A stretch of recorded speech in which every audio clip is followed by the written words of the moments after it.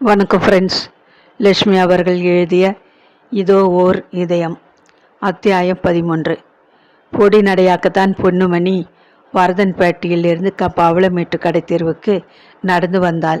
சாலை வழியே வந்தால் நெடுந்தூரம் என்று தென்னந்தோப்பு பாதைக்குள்ளே புகுந்து வந்தாள். தோப்புக்குள்ளே நடக்கும்போது சில்லென்று வீசிய காற்றும் பந்தல் போட்டது போல விரித்து கொண்டு நின்ற தென்னங்கீற்றுகள் தந்த நிழலும் சுகமாக இருந்தன. அலுப்பே தெரியவில்லை. தோப்பை தாண்டி சாலைக்குள் காலை வைத்த போது உருகி கொதித்து கொண்டு இருந்த தார் காலில் தீயாக ஒட்டி கொண்டு விட்டது.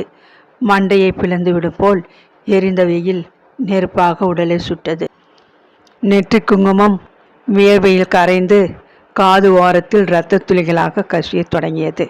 அவசரமாக புடவை தலைப்பால் கன்னங்களை துடைத்து கொண்டு கால்களில் மண் பற்ற வேகமாக நடந்து மூச்சுரைக்க ஷேக் தாவூத்தின் மளிகை கடைக்குள் வந்து நின்றாள். பகல் உணவு நேரம். கடை ஆட்கள் சாப்பிட போயிருந்தனர். கல்லாப்பேட்டி அருகே வழக்கம் போல் ஷேக் தாவூத் மட்டும் உட்கார்ந்திருந்தார். சாமான் எடுத்து கொடுக்க உதவிய 2 பையன்களும் வாயிலில் நின்று வண்டிக்குள் மூட்டைகளை ஏற்றி கொண்டு இருந்தனர். என்னம்மா தங்கச்சி, இந்த வெயிலில் குப்பை முக்காலியை எடுத்து அம்மாவுக்கு போடு, வாயில் பக்கம் இறைந்து கூப்பிட்டார். கை வேலையை விட்டு ஒரு முக்காலியை போட்டு அவளை உட்கார செய்து உபசரித்தான். அப்படியே வெத்திலை பாக்கு கடைக்கு ஓடி ஒரு ஐஸ் கலர் வாங்கியா மறுபடியும் அவனுக்கு உத்தரவிட்டார். அதெல்லாம் என்னத்துக்கு? மறுப்பு தெரிவித்தபடி அவள் அமர்ந்து கொண்டாள். சும்மா இரு தங்கச்சி, பதைக்கும் வெயிலில் கொடை கூட இல்லாமல் என்ன அவசரம்? சொல்லி அனுப்பினால் நான் சாமான்களை கட்டி அனுப்பியிருக்க மாட்டேனா? ஆமாம், அந்த புள்ள கார்த்திக்கு இப்போ லீவு தானே, அவன் வந்திருக்கலாமே. அதற்காக அன்புடன் கடிந்து கொண்டார். அவன் பள்ளிக்கூடத்தில் என்னவோ மீட்டிங்காம், அதுக்கு போயிருக்கான். வர மணி 5 ஆகும். அதுக்குள்ளே எனக்கு சமையலுக்கு அவசரமாக சில சாமான்கள் தேவைப்பட்டன. அப்படியே வருஷாந்திர சாமான் பட்டியலையும் கொடுத்துட்டு போகலாம்னு வந்தேன். சொல்லிக்கொண்டே இடையில் சொருகியிருந்த சுருக்கு பையை எடுத்தாள். சாமான் பட்டியலையும் அத்துடன் 300 ரூபாய் நோட்டுகளையும் இழுத்து எடுத்து அவர் முன் மேஜை மீது வைத்தாள். அதற்குள் பையன் கொடுத்து குளிர்பானத்தை மறுப்பு சொல்லாமல் வாங்கி குடித்தாள். கொளுத்திய வெயிலில் அவள் தொண்டை வறண்டு நாக்காய்ந்து நெஞ்சு உலர்ந்து மிகவும் தள்ளாடி போய்விட்டிருந்தாள். முன்பெல்லாம் 200 ரூபாயில் வருஷாந்திர சாமான்களை வாங்கிடுவேன். இப்போ 300க்கு மேல் ஓடுகிறது. நாளுக்கு நாள் செலவு கட்டுப்படியாகவே மாட்டேங்குது. கார்த்திக் கை நிறைய சம்பாதிக்கிறான். இருந்தும் நான் 2 பசு மாடுகளை வச்சு கொண்டு பால் வியாபாரத்தை தொடர்ந்து நடத்திட்டு தான் இருக்கேன். பெருமூச்சு இருந்தால் அவள். இனிமேல் நீ கொஞ்சம் ஓய்வாக இருக்கணும் தங்கச்சி. கறவை மாடுகளை வச்சு சமாளிக்கிற வயசாயுது. தெரிஞ்ச வீடு வாடிக்கைக்காரங்க 2 பேர் இருக்காங்க. அவங்களை விட மனசில்லை. கார்த்திக் காஃபி அதிகம் சாப்பிட மாட்டான். அவனுக்காவது வேண்டாமா? நாளைக்கு மருமகள் வந்து 2 குட்டிகளாச்சுன்னா அவள் மேலே பேச வைக்கப்பட்டு நிறுத்தினாள். நான் சொல்ல வந்ததை நீயே சொல்லிட்ட தங்கச்சி. ஷேக் தாவூத் உறக்க சிரித்தார். முதல்ல அதை செய். கார்த்திக்கு சீக்கிரமாக ஒரு கல்யாணத்தை பண்ணி வை. மருமகள் வந்தால் உன் பொறுப்பு குறையும் இல்லையா? புன்னகைத்தார். தன் மகனை மனக்கோலத்திலே கற்பனையில் ஒரு கணம் பார்த்து கொண்ட பொன்மணியின் உள்ளம் மகிழ்ச்சியில் சிலிர்த்தது. சில நாட்களாக மனத்தில் அப்படி ஒரு ஆசையும் இருக்கத்தான் செய்தது. அதுவும் அந்த பெண்ணை கோயிலில் பார்த்த நாளிலிருந்து அவளுக்கு அதே எண்ணம்தான். சிவராத்திரி அன்று முதல் ஜாம பூஜைக்கு அவள் பவளநாதர் கோயிலுக்கு போயிருந்தாள். அன்று அங்கே கூட்டம் நிரம்பி வழிந்து கொண்டிருந்தது.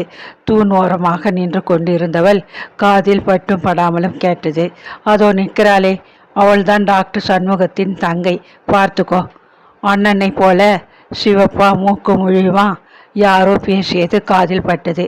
இன்னும் கல்யாணமாகலையாம், பட்டதாரியாம். இன்னொருத்தியின் ரகசிய குரல் அவளை திரும்ப பார்க்க செய்தது. டாக்டர் சண்முகத்துக்கு தந்தை இல்லை. விதவை தாயும் ஒரு தங்கையும் உண்டு என்றவரை அவளுக்கு தெரியும்.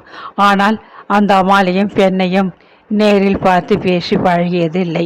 குழல் விளக்கு வெளிச்சத்தில் ஊதாவண்ண சேலையில் உயரமான தங்க பதமை போல் தன் தாயின் அருகே நின்று கொண்டிருந்த அந்த பெண்ணை பார்த்து அவள் மயங்கி போனாள். திரும்ப அவளை மெல்ல பலமுறை பார்த்தாள். அப்பொழுதே மனதிற்குள் ஓர் ஆசை உருவாக தொடங்கியது. அழகு, படிப்பு எல்லாவற்றிலும் தன் மகனுக்கு ஏற்ற ஜோடிதான். எண்ணம் சிறகை விரித்து கொண்டு எங்கெங்கோ பறந்தது. நான் சொல்றேன், பதில் பேசாமல் இருக்கிறாயே தங்கச்சி விழிப்பூட்டினார் ஷேக் தாவூத். எங்கள் உறவில் கார்த்திக்கு ஏத்த பெண் ஒருத்தி கூட இல்லை. பெண் பிள்ளை நான். தனி மரமா நிற்கிறேன். நான் போய் எங்கே தேடுவேன்? யாரை கேட்பேன்? ஒரே குழப்பமா இருக்கு. பெருமூச்சு இருந்தால் அவள். உன் பக்கத்திலே பெண் இருக்கும்போது எங்கே போய் தேடணும்? விளக்கமா சொல்லுங்க. ரொம்ப குழப்புறீங்களே. பையனிடம் பட்டியலை கொடுத்து சாமான்களை எடை போட்டு கட்டித்தர உத்தரவிட்டார் அவர். பின்னர் சுற்றுமுற்றும் பார்த்துவிட்டு தாழ்ந்த குரலில் கேட்டார், இந்த ஊருக்கு வந்திருக்கிற டாக்டர் சண்முகத்தை பற்றி என்ன நினைக்கிற? அவளுக்கு தூக்கி வாரி போட்டது. எதுக்கு இப்படி சுற்றி வளைக்கிறார்? அடக்கமான பிள்ளை. பொதுவாக ஊராருக்கு அவரை பிடிச்சிருக்கு. அந்த பொண்ணு பானுவை காப்பாற்ற அவர் ரொம்ப பாடுபட்டார். அதை பற்றி பேசிக்கிறாங்க. பொறுமையான பிள்ளை. அவங்க தாயாரும் ரொம்ப நல்ல மாதிரியானவங்க. அந்த குடும்பத்து 3வது நபரை பற்றி மௌனமாக இருக்கியே, அவர் தங்கச்சி மோகனா. அதை பற்றி என்ன நினைக்கிறீங்க? பொன்மணியின் நெஞ்சிலே மகிழ்ச்சியான படபடப்பு. இனம் புரியாத ஓர் எதிர்பார்ப்பில் உடல் நடுங்கியது. அசப்பிலை பார்த்தது தான். பெண் ரதியாட்டமாக இருக்கா. நம்ம தம்பி கார்த்திகேயனுக்கு மட்டும் என்ன குறைச்சல்? அந்த ரதிக்கு ஏற்ற மன்மதன் தான் இல்லையா? உரத்து சிரித்து விட்டார் அவர். என்ன சொல்கிறீங்க அண்ணா? பதட்டமாக அவள் கேட்டாள். கார்த்திக்கு ஏற்ற பொருத்தமான இடம் பொண்ணு பிடிச்சிருக்கு. அதுவும் ஒரு வாத்தியார் வேலை தேடிக்கிட்டால் 2 பேரும் சேர்ந்து குடும்பத்தை முன்னுக்கு கொண்டு வந்துடலாம் இல்லையா? கார்த்தி அதுக்கு ஒப்புக்கொள்ளவே மாட்டான். அந்த பெண்ணை கட்டிக்கவா ஒப்புக்கொள்ள மாட்டான்? சிரித்தார் ஷேக் தாவூத். இல்லைங்க அண்ணன், கார்த்தி தன் மனைவி வேலைக்கு போகிறதை ஒப்புக்க மாட்டான். தானே சம்பாதித்து தாயையும் மனைவியையும் மதிப்பாக வச்சுக்கணும்னு அவனுக்கு ஒரு ஆசை. நான் செய்கிற பால் வியாபாரத்தையே நிறுத்த சொல்லி சண்டை போடுறான். அதானே பார்த்தேன். கார்த்தி அந்த பெண் மேலே ரொம்ப ஆசை வச்சிருக்கானே, கடைசியிலே வேண்டாம்னு ஒதுக்கிடுவானோன்னு ஒரு நிமிஷம் பயந்துட்டேன். என்னன்னா மேலும் குழப்புறீங்க? கார்த்திக்கு அந்த பொண்ணு மேலே பிரியமா? இது என்ன புது கதை? திடுகிட்டு கேட்டால் தாயார். பழைய கதை தங்கச்சி. எனக்கும் சதானந்தத்திற்கு மட்டும்தான் தெரியும். இன்னும் ஊரில் கதை வேகமாக பரவ ஆரம்பிக்கலை. அதுக்குள்ளே பெரியவங்க இடையே புகுந்து நல்ல காரியத்தை நடத்தி வச்சா நல்லா இருக்கும். பொன்மணியின் நெஞ்சு திக் திக்கென்று அடித்து கொண்டது. அவள் விழித்தாள். எனக்கும் உன் கணவருக்கு மட்டும் எப்படி தெரியும் தானே கேட்க யோசிக்கிற?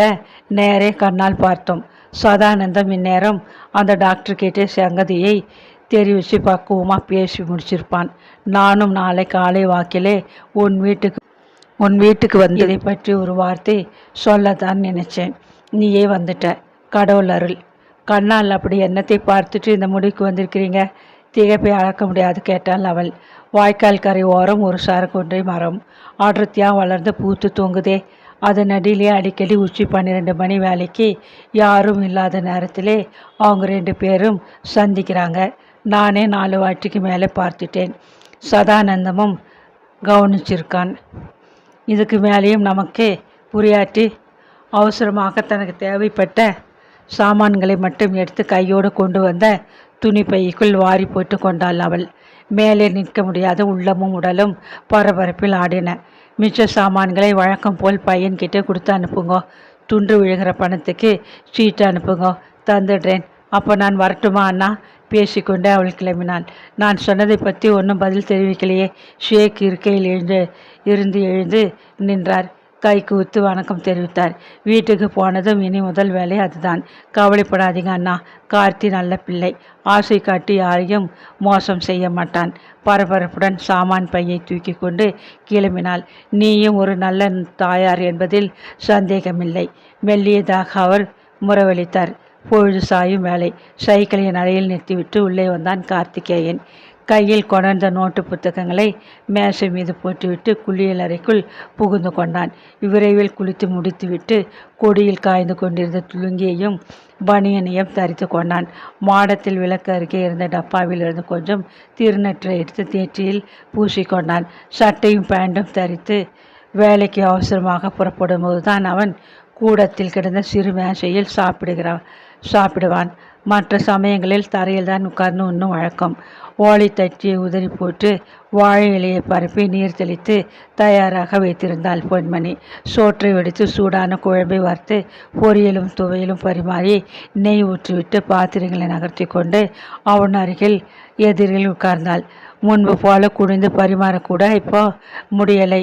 மூச்சு முட்டது என்றால் பொதுவாக குழம்பை சோற்றுடன் கலந்து ஒரு பிடி வாயில் போட்டு விழுங்கிய மகன் தாயின் முகத்தை பரிதாபமாக பார்த்தான். சமையல் செய்யவும் கூட வேலை செய்யவும் ஒரு நல்ல ஆளை பார்த்து வச்சுக்கோங்க அம்மா, செலவை பற்றி யோசிக்காதீங்க, அனுதாபத்துடன் சொன்னான். ஆளும் தேலும் என்னத்துக்கே, காலத்திலே ஒரு மருமகள் வந்தால் என் கஷ்டம் விடிஞ்சிடும், சூழ் கொட்டினாள். தனக்குள் ஏற்பட்ட பரவசமான உணர்வை மறைத்த கார்த்தி இலையை பார்த்தபடி சோற்றை அவசரமாக எடுத்து சாப்பிட்டு கொண்டிருந்தான்.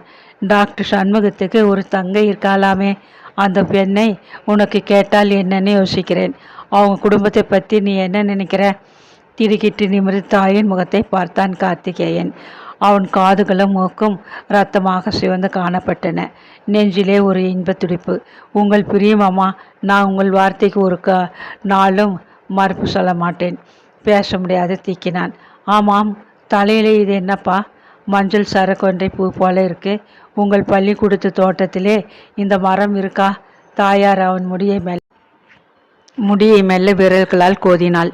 காதோரத்தில் முடியோடு ஒட்டி கிடந்த சரக்கொன்றை பூவிழுதர்கள் 2 கீழே விழுந்ததைக் கண்டு அவன் முகம் போன போக்கை ரசித்த பொன்மணி புடவை தலைப்பால் வாயை புத்தி கொண்டு உள்ளே சென்று மகிழ்ச்சியுடன் சிரித்தாள் மனம் விட்டு. ஆனந்தத்துடன் அவள் சிரித்து எத்தனை ஆண்டு காலம் ஆகிவிட்டன.